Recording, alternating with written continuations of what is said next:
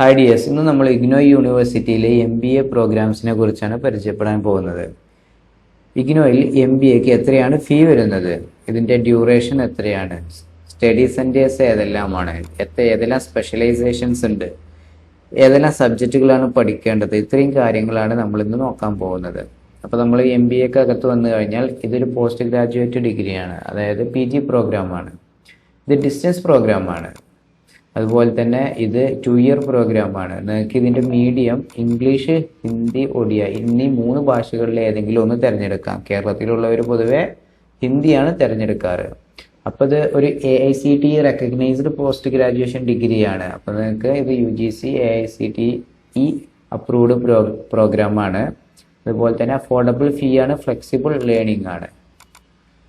അപ്പോൾ ഇതിനകത്ത് നിങ്ങൾക്ക് ഫീ വരുന്നത്, ഇതിൻ്റെ മുന്നേ നമ്മൾ ഇതിൻ്റെ എലിജിബിലിറ്റി നോക്കാം. എലിജിബിലിറ്റി ഡിഗ്രി പാസ്സായിരിക്കണം, 3 വർഷത്തെ ഏതെങ്കിലും ഒരു ഡിഗ്രി പാസ്സായിരിക്കണം. 50% മാർക്ക് മിനിമം വേണം, എങ്കിലേ നിങ്ങൾക്ക് ജോയിൻ ചെയ്യാൻ സാധിക്കുകയുള്ളൂ. പക്ഷേ നിങ്ങളൊരു OBC SC ST അതുപോലെ തന്നെ റിസർവ്ഡ് കാറ്റഗറി പെട്ട ആളുകളാണെന്നുണ്ടെങ്കിൽ 5% നിങ്ങൾക്ക് ഡിഡക്ഷൻ ഉണ്ട്. 45% മാർക്ക് ഉണ്ടെങ്കിൽ നിങ്ങൾക്ക് ജോയിൻ ചെയ്യാവുന്നതാണ്. അല്ലാത്ത പക്ഷം 50% മാർക്ക് ഡിഗ്രിക്ക് നിങ്ങൾക്ക് 50% നിങ്ങൾക്ക് ഡിഗ്രിക്ക് മാർക്ക് ഉണ്ടെങ്കിൽ ജോയിൻ ചെയ്യാൻ കഴിയുള്ളൂ. ഇതിൻ്റെ ഫീ സ്ട്രക്ചർ എന്ന് പറയുന്നത് 16,000 രൂപ per sem, second sem and fourth sem. പക്ഷേ തേർഡ് സെമ്മിന് നിങ്ങൾക്ക് 18,000 രൂപ അടയ്ക്കണം. അപ്പോൾ ഇതിൻ്റെ കൂടെ ഫസ്റ്റ് സെമസ്റ്ററിൽ ജോയിൻ ചെയ്യുന്ന സമയത്ത് നിങ്ങൾ അഡീഷണൽ ആയിട്ട് രജിസ്ട്രേഷൻ ഫീയും ഡെവലപ്മെൻറ്റ് ഫീയും, അതെപ്പോൾ നമ്മൾ പറയാറുള്ള പോലെ 700 രൂപയാണ് വരാറ്. അപ്പോൾ നിങ്ങൾ 16,700 രൂപയാണ് നിങ്ങൾക്ക് ഫസ്റ്റ് സെമസ്റ്ററിന് പേയ്മെൻറ്റ് ചെയ്യേണ്ടത് ഇഗ്നോയിൽ, സെക്കൻഡ് സെമസ്റ്ററിനും ഫോർത്ത് സെമസ്റ്ററിനും. പക്ഷേ ഇതിൻ്റെ ഇടയിൽ 18,000 രൂപയാണ് നിങ്ങൾ തേർഡ് സെമസ്റ്ററിന് പേയ്മെൻറ്റ് ചെയ്യേണ്ടത്. അപ്പോൾ നിങ്ങൾ ഓരോ സെമസ്റ്ററിലും രജിസ്ട്രേഷൻ ചെയ്യേണ്ടി വരും. അപ്പോൾ ഇതിൽ പഠിക്കാനുള്ള കോഴ്സുകൾ എന്ന് പറയുന്നത് MMBC 1 മുതൽ 7 വരെ. അതുപോലെ ഫസ്റ്റ് സെമസ്റ്റർ 1 7 സബ്ജക്റ്റുകളാണ് MMBC 1 മുതൽ 7 വരെ. പിന്നെ സെക്കൻഡ് സെമസ്റ്ററിലോട്ട് വരുന്ന സമയത്ത് MMBC 008 മുതൽ MMBC 14 വരെ. ഇതാണ് ഫസ്റ്റ് ഇയർ, അതായത് ഫസ്റ്റ് സെമസ്റ്ററും സെക്കൻഡ് സെമസ്റ്ററും നിങ്ങൾക്ക് പഠിക്കാനുള്ളത്. ഇനി തേർഡ് സെമസ്റ്റർ മുതൽ നിങ്ങൾക്ക് ഇത് എന്ത് ചെയ്യും, നിങ്ങൾ ഏതാണോ സ്പെഷ്യലൈസേഷൻ എടുത്തത് അതനുസരിച്ചിട്ട് നിങ്ങൾക്ക് 4 സബ്ജക്റ്റുകളിൽ മാറ്റം ഉണ്ടാവും. അതായത് ഫസ്റ്റ് സെമസ്റ്ററിലും സെക്കൻഡ് സെമസ്റ്ററിലും നിങ്ങൾ ഏത് സ്പെഷ്യലൈസേഷൻ എടുത്തു കഴിഞ്ഞാലും ഒരേ സബ്ജക്റ്റുകളാണ് നിങ്ങൾക്ക് പഠിക്കാനുള്ളത്. നിങ്ങൾ തേർഡ് സെമസ്റ്ററിലേക്ക് വരുന്ന സമയത്ത് 3 സബ്ജക്റ്റുകൾ നിങ്ങൾക്ക് സെയിം ആയിരിക്കും. ബാക്കിയുള്ള 4 സബ്ജക്റ്റ് നിങ്ങൾക്ക് ഇലക്റ്റീവ് ആയിരിക്കും. നിങ്ങൾ ഏതാണോ സ്പെഷ്യലൈസേഷൻ എടുത്തിട്ടുള്ളത് ആ ഒരു സ്പെഷ്യലൈസേഷൻ്റെ സബ്ജക്റ്റുകളായിരിക്കും നിങ്ങൾക്ക് ഉണ്ടായിരിക്കും. അപ്പോൾ രജിസ്ട്രേഷൻ്റെ സമയത്ത് അതായിരിക്കും നമ്മൾ ചൂസ് ചെയ്യുക.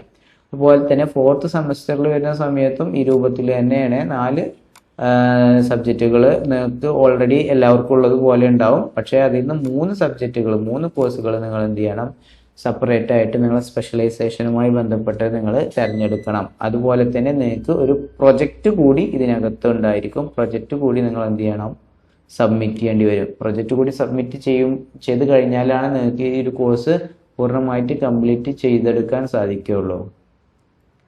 2 വർഷമാണ് വാലിഡിറ്റി വരുന്നത്, എങ്കിലും നിങ്ങൾക്ക് 4 ഇയർ നിങ്ങൾക്ക് വാലിഡിറ്റി എക്സ്ട്രാ തരുന്നുണ്ട്. 2 വർഷം കൊണ്ട് തീർക്കാത്തവർക്ക് 4 വർഷത്തിനുള്ളിൽ തീർത്താലും മതിയാവും. 4 വർഷത്തിന് ശേഷം ഇത് ഇൻവാലിഡ് ആവും. നിങ്ങൾക്ക് വീണ്ടും ആദ്യം മുതൽ സ്റ്റാർട്ട് ചെയ്യേണ്ടി വരും, ജോയിൻ ചെയ്യേണ്ടി വരും, അഡ്മിഷൻ എടുക്കേണ്ടി വരും, സെയിം പ്രോസസ്സ് റിപ്പീറ്റ് ചെയ്യേണ്ടി വരും. അപ്പോൾ 4 വർഷമാണ് മാക്സിമം വാലിഡിറ്റി വരുന്നത്. ഇനി നമുക്ക് ഏതെല്ലാം റീജിയൻ സെൻറ്ററിലാണ് കേരളത്തിൽ അവൈലബിൾ എന്ന് നോക്കാം. കൊച്ചിൻ റീജിയൻ സെൻറ്ററിൽ ഈ 3 സ്ഥലത്താണ് MBA അവൈലബിൾ ആയിട്ടുള്ള.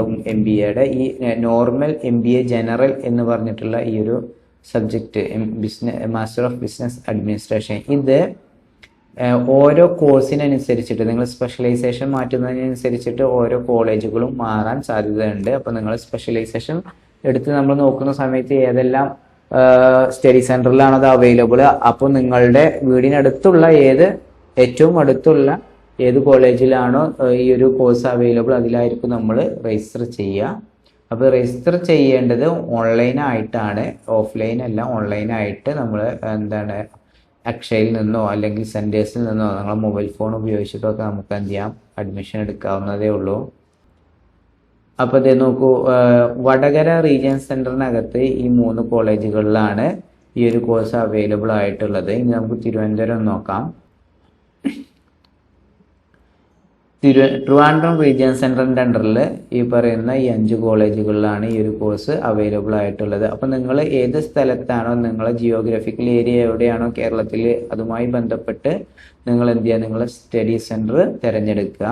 രജിസ്ട്രേഷന് വേണ്ടിയിട്ട് ഈ ഒരു കോഴ്സ്, ഈ ഒരു MBA നിങ്ങൾക്ക് ഇഗ്നോയിൽ ഓൺലൈനായിട്ട് രജിസ്റ്റർ ചെയ്യാൻ വേണ്ടിയിട്ട് നിങ്ങൾക്ക് ഞങ്ങളുടെ സഹായം ആവശ്യമാണെങ്കിൽ ഞങ്ങളത് പ്രൊവൈഡ് ചെയ്യാൻ ഞങ്ങളുടെ വാട്സപ്പ് നമ്പർ ഡിസ്ക്രിപ്ഷനിൽ കൊടുത്തിട്ടുണ്ട്. അതിൽ നിങ്ങൾക്ക് കോൺടാക്ട് ചെയ്തിട്ട് രജിസ്ട്രേഷൻ എടുക്കാവുന്നതാണ്. അതുപോലെ തന്നെ ഞങ്ങളുടെ യൂണിവേഴ്സിറ്റി അപ്ഡേറ്റ്സ് അറിയിക്കുവാൻ ഞങ്ങൾക്കൊരു വാട്സപ്പ് ഗ്രൂപ്പ് ഉണ്ട്, അതിലും നിങ്ങൾക്ക് ഫ്രീ ആയിട്ട് ജോയിൻ ചെയ്യാവുന്നതാണ്. അതുപോലെ തന്നെ നിങ്ങൾക്ക് നമ്മുടെ ഈ ഒരു യൂട്യൂബ് ചാനൽ നിങ്ങൾക്ക് സബ്സ്ക്രൈബ് ചെയ്യാവുന്നതാണ്. ഇനി നമുക്ക് MBAയുടെ മറ്റൊരു സബ്ജക്റ്റ് ഒന്ന് നോക്കാം. MBA human resource management. ഇതിനകത്ത് നമ്മളെ സ്റ്റഡി സെൻറ്റർ ഏതെല്ലാം എന്ന് നോക്കാം. ഇതാ കൊച്ചിനകത്ത് ഇത്രയും സ്റ്റഡി സെൻറ്ററിലാണ് ഇത് അവൈലബിൾ ആയിട്ടുള്ളൂ. അപ്പോൾ നിങ്ങൾ എടുക്കാൻ പോകുന്ന സ്റ്റഡീസിൻ്റെ കോഴ്സ്, അതായത് MBAയുടെ ഏത് സ്പെഷ്യലൈസേഷൻ ആണോ എന്ന് നോക്കിയിട്ട് അത് ഏതെല്ലാം സെൻറ്റേഴ്സിലാണോ അവൈലബിൾ എന്ന് നോക്കിയിട്ട് എന്ത് ചെയ്യാം, അതിൽ ജോയിൻ ചെയ്യാം. ഓരോ സ്പെഷ്യലൈസേഷനും സ്റ്റഡി സെൻറ്റേഴ്സ് ഡിഫറെൻ്റ് ആണ്, മാറ്റം വരുന്നുണ്ട്. Okay, thank you.